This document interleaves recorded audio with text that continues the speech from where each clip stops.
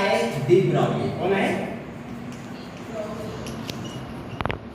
Einstein के चेला थे। इन्होंने कहा कि भाई, इन्होंने लैम्डा का मान निकाल दिया, लैम्डा का मान निकाल दिया कि भाई ये द्वैत सिद्धांत को इन्होंने दिया। क्या दिया? द्वैत सिद्धांत को। द्वैत सिद्धांत क्या है बच्चे? कि प्रकाश जो है कण भी है, तरंग भी है। और आज के डेट में कभी भी क्वेश्चन आता है कि प्रकाश कण है या तरंग है, तो उसमें दोनों मारना है। कौन मारेंगे? दोनों मारोगे। आज अगर क्वेश्चन आता है कि प्रकाश क्या है, द्वैत सिद्धांत अगर आता है तो किसने दिया? तो डी ब्रॉगली ने। किसने दिया? प्रकाश को सर्वप्रथम कण किसने माना? न्यूटन।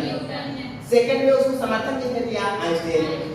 प्रकाश को तरंग सबसे पहले कौन बताया? हाइजेन। और प्रकाश को द्वैत सिद्धांत किसने दिया? De Broglie. समझ में आ रहा है बात को? तुम्हारा 10th क्लास के बच्चे कण सिद्धांत पढ़े हो, ठीक है, लेकिन उतना डीपली नहीं पढ़े हो। कण सिद्धांत के अंदर में हमारा ये सारी घटनाएं होंगी कि मैं बताता हूँ। कण सिद्धांत में प्रकाश का अपवर्तन होता है, प्रकाश का परावर्तन होता है, ठीक है, रिफ्लेक्शन ऑफ लाइट है ना, उसके बाद रिफ्लेक्शन ऑफ लाइट होता है, उसके बाद है कि आपका प्रकाश का प्रतिबिंब के बारे में पता चलता है, उसके बाद प्रकाश का पूर्ण आंशिक परावर्तन कण सिद्धांत में ही पढ़ सकते हैं, उसके बाद प्रकाश का व्यतिकरण इंटरफेरेंस ऑफ लाइट के बारे में पढ़ते हैं। प्रकाश का दो घटना ऐसा है जिसमें उसको हम तरंग में लेते हैं। किसमें लेते हैं बच्चे? तरंग में। प्रकाश का विवर्तन और प्रकाश का पोलराइजेशन, प्रकाश का ध्रुवण, ठीक है। ये सारी घटना है, यहाँ से लेकर के बच्चे प्रकाश का अपवर्तन परावर्तन, प्रकाश का प्रतिबिंब, प्रकाश का पूर्णांतरिक परिवर्तन, प्रकाश का व्यतिकरण, ये जो सिस्टम है ये सारा मतलब दोनों में होता है। साउंड में भी होता है, प्रकाश में होता है, दोनों गुण जाता है। साउंड जो है इसका जो है तरंग जो है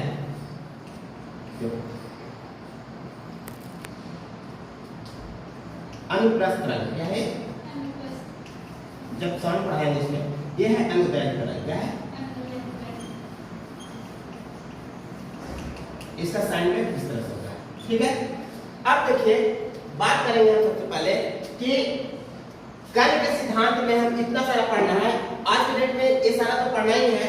मेन जो 12th का सिलेबस इसमें प्रकाश का विवर्तन और प्रकाश का पोलराइजेशन के बारे में डीपली अध्ययन करना है। आगे एक्सप्लेनेशन में भी इसकी बातें होती है, क्योंकि अब तक हमने कण सिद्धांत पढ़ा है, अब जो भी पढ़ना है वेद का भी इसके फीचर्स को पढ़ना है। तो बात करेंगे सबसे पहले हम प्रकाश का परावर्तन या अपवर्तन का, ठीक है। परावर्तन से आप लोग परिचित है। मिरर देखे हो, शीशा, फोटो देखते हो, बाल जाते हो, ठीक है। तो शीशा पे बात किया जाता है कि लाइट आया, एक अभिलंब डालिए, पढ़े हो, लाइट गया, आपतित किरण परावर्तित किरण, अभिलंब हो गया। तिलक में सब छोटी मोटी बातें नहीं करना, आपको थोड़ा सा मक्खन वाली बात करना है कि डायरेक्ट आपको डाइजेस्ट हो जाए, ठीक है। तो प्रकाश के परावर्तन के बारे में आप लोग डीपली पढ़े हो कि आपतित किरण, इसमें होता क्या है? परावर्तन है क्या? सिर्फ इसमें एक माध्यम है, नोट करना। सिर्फ कौन सा है? यहाँ पे शीशा को पानी में डुबाया है, हवा में रखे हैं, हम भी हवा में हैं, तो यहाँ पे कौन सा माध्यम है? सिर्फ एक ही माध्यम है। एक माध्यम में प्रकाश आया, परावर्तित होकर के टकरा के वापस चला गया, ठीक है।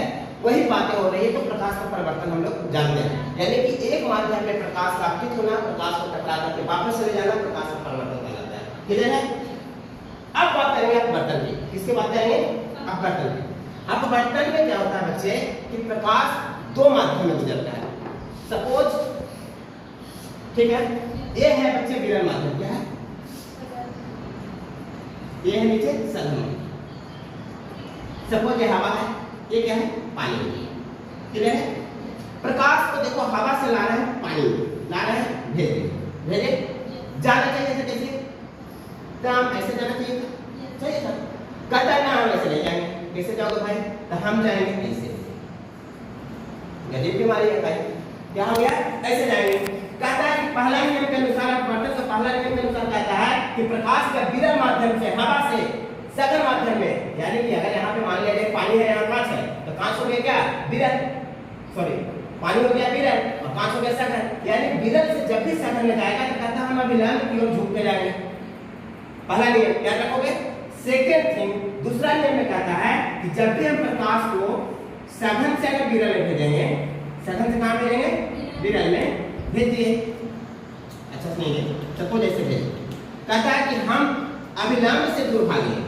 मतलब दोनों में डिफरेंस है। विरल से सघन में भेजे तो अभिलंब की ओर झुक गया, और सघन से विरल में भेजे तो क्या है, अभिलंब से दूर भागा, ये अभिलंब था ना, दूर भागा, समझ में आ रहा? तो ये घटना अपवर्तन की है, कौन सी है, अपवर्तन की।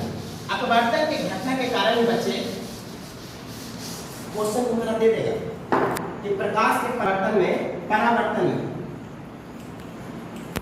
क्या नहीं बदलता है, क्या नहीं बदलता है। परावर्तन में देखो उसका जो भेजे थे हम प्रकाश लौट या एक ही माध्यम में था ना, तो बताओ इसका वेग बदल गया, वेग वही है, वेग क्या है, वही है। अब इसका पथ है जो पथ रास्ता खाली बदला, पथ केवल रास्ता बदला, ठीक है, वेग वही है। तरंग भी वही है, तरंग भी वही है, सिर्फ रास्ता बदला है, आप कुछ नहीं बदला। आवृत्ति भी वही है। बहुत अच्छा क्वेश्चन है, देखना। अपवर्तन की बात करें, अपवर्तन भेजे थे ऐसे, चला गया ऐसे, ठीक है, अपवर्तन हो रहा है, ये विरल है, ये क्या है, सैकल है। अब बात को समझो, अपवर्तन में तुमको हवा में दौड़ा गए, हवा में दौड़ रहे हो, अचानक पानी आ गया, अचानक क्या आ गया, लाइट में पानी आ गया। अब हवा में जितना लंबा डेग है, पानी में उतना लंबा डेग रहेगा, यानी कि डेग इसका बदल जाएगा। डेग क्या हो जाएगा बच्चा, इसका तरंगदैर्घ्य बदल जाएगा, डेग बदल जाएगा, तरंगदैर्घ्य किस क्या हो जाएगा, लैम्डा बदल जाएगा, समझ रहे, रास्ता बदल जाएगा, पथ बदल जाएगा, क्या बदल गया, तीनों बदल गया। इसमें सब चीज केवल रास्ता बदला, बाकी सब चीज था, लेकिन आवृत्ति कभी नहीं बदलता। आवृत्ति धड़कन बदलता है, तो आवृत्ति कभी नहीं बदलता। बहुत प्यारा क्वेश्चन है, हर कंपटीशन में पूछता है कि प्रकाश के अपवर्तन में क्या नहीं बदलता, तो आवृत्ति लेवल फ्रीक्वेंसी नो चेंज।